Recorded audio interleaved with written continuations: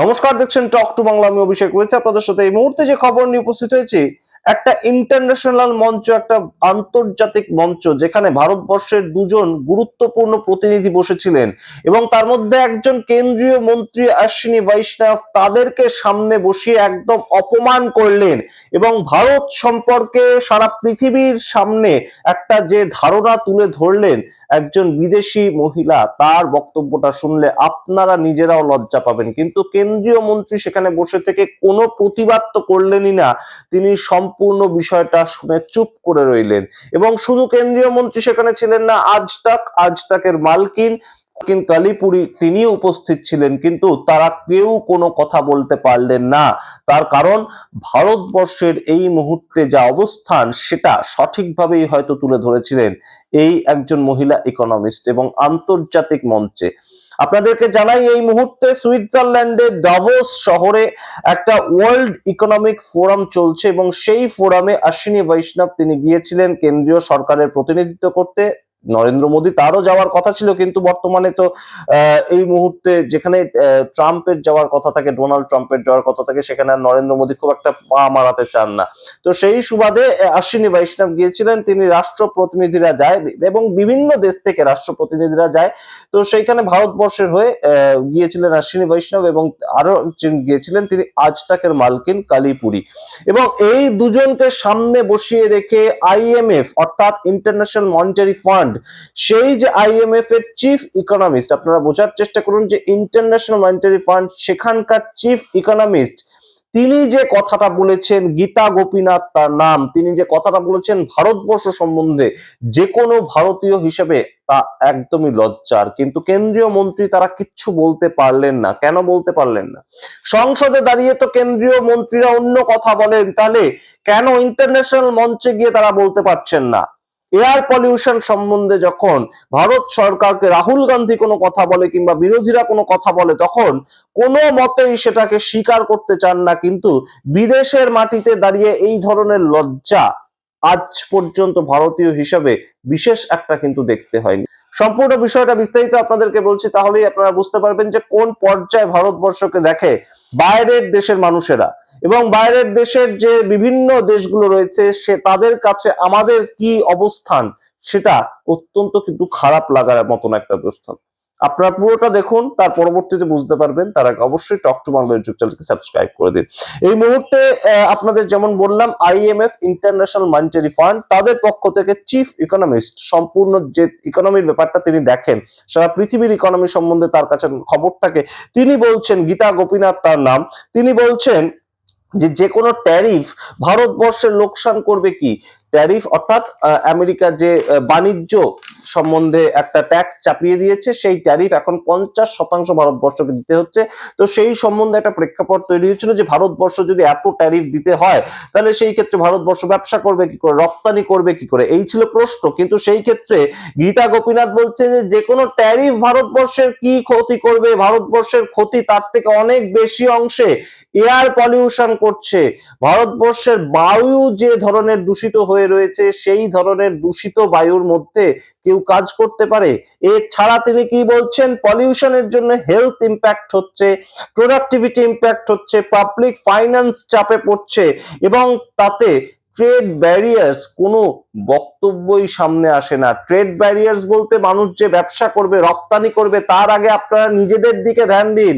আপনাদের health impact হচ্ছে, health ডিপার্টমেন্টের যে একটা বিশাল ইকোনমি রয়েছে, আপনারা জানেন যে কোনো জায়গায় একটা ইকোনমি যখন তৈরি করা হয়, একটা বিভিন্ন স্ট্রাকচার তার থাকে এবং তার মধ্যে হেলথ ডিপার্টমেন্টে কত, এডুকেশন ডিপার্টমেন্টে কত, ফাইন্যান্স ডিপার্টমেন্টে কত, বিভিন্ন কিছু থাকে এবং প্রোডাক্টিভিটি মানুষের নষ্ট হচ্ছে। সেই সম্বন্ধে গীতা গোপীনাথ বলছেন যে বায়ু দূষণের ফলে তো মানুষ কাজ করতেই বেরোতে পারছে না। তো সেই ক্ষেত্রে তো আপনাদের সবচেয়ে বড় ইকোনমিক ড্যামেজ হচ্ছে। মানুষ যদি কাজ না করে, মানুষ যদি কাজে যেতে না পারে, কার কারণটা কি? মানুষ বাইরে বেরোতে ভয় পাচ্ছে। দিল্লি এনসিআর এর আপনারা বিষয়টা জানেন যে একিউআই লেভেল 1000 পর্যন্ত ছেড়ে চলে গিয়েছে এবং বাইরে বিভিন্ন দেশের কাছে 200 একিউআই লেভেলটা যথেষ্ট।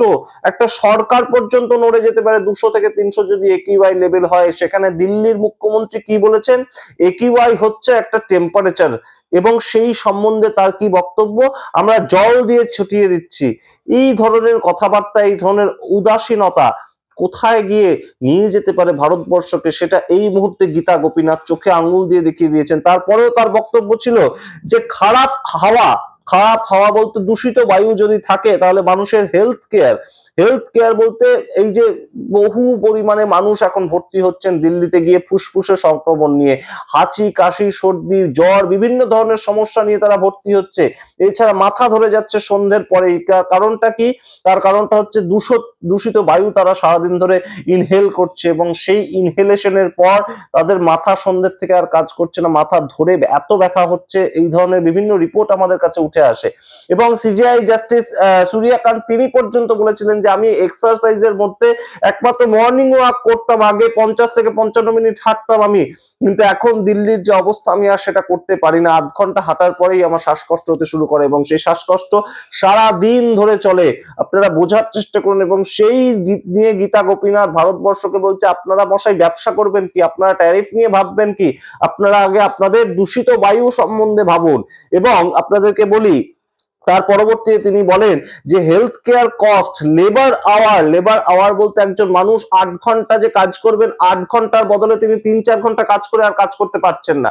যারা হেভি লেবার দিয়ে কাজ করেন, যারা সুইগি জোম্যাটো এই ধরনের অ্যাপগুলো নিয়ে বাইক চালিয়ে কাজ করেন, তারা দিল্লির মতন জায়গায় এই মুহূর্তে কাজ করতে পারছেন না। যে সমস্ত উবের ড্রাইভাররা, অটোরিকশা ড্রাইভাররা কাজ করেন, তারা 2-3 ঘন্টার বেশি কাজ করতে পারছেন না একটানা, এত পরিমাণে তাদের শ্বাস নিতে অসুবিধা হচ্ছে।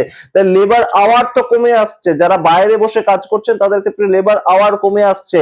এছাড়া হেলথ কেয়ার কস্ট সেটা বেড়ে যাচ্ছে, এবং ওয়ার্ক এফিসিয়েন্সি খারাপ হচ্ছে। কেন?